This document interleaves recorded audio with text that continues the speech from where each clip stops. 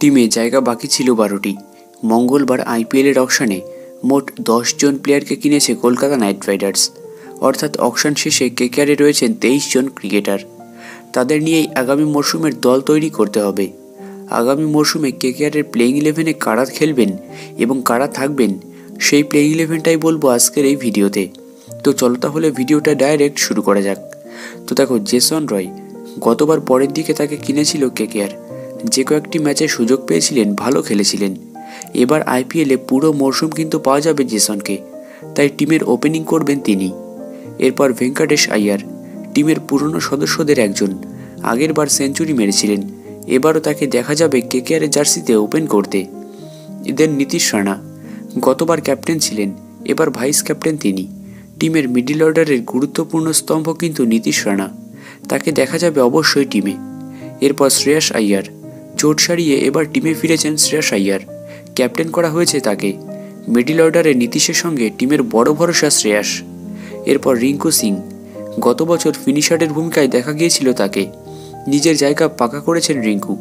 আইপিএলে ভালো খেলায় জাতীয় টিমেও সুযোগ পেয়েছেন তিনি। এবারও রিঙ্কু টিমের ফিনিশার। এরপর শ্রীকর ভারত, এবার টিমে নেওয়া হয়েছে তাকে, মূলত উইকেট কিপারের ভূমিকায় তাকে দেখা যাবে। শেষ দিকে দ্রুত ব্যাটিং করার চেষ্টা করবেন ভরত। এরপর আন্দ্রে রাসেল, টিমের পুরনো ঘোড়া, জাতীয় টিমে ফিরে ফর্ম দেখিয়েছেন, সেই ফর্ম কলকাতার হয়েও দেখাতে চাইবেন রাসেল। এরপর সুনীল নারাইন, টিমের আর একটা পুরনো ঘোড়া, এবারও তাকে ধরে রেখেছে কেকেআর। গোটা বিশ্বে টি20 লিগ খেলছেন, বল করার পাশাপাশি ব্যাটটাও করতে পারেন। এরপর মিচেল স্টার্ক, আইপিএলের ইতিহাসে সবথেকে বেশি 24 কোটি 75 লক্ষ টাকায় তাকে কিনেছে কলকাতা, ফলে পুরো মরশুম তাকে দেখা যাবে। আগুনে বোলিংয়ের পাশাপাশি ব্যাট হাতেও বড় শট খেলতে পারেন স্টার্ক। এরপর হর্ষিত রানা, গতবার শেষ দিকে ভালো বল করেছিলেন, এবার তাকে ধরে রেখেছে কেকেআর। স্টার্কের পাশে বল করতে দেখা যাবে তাকে।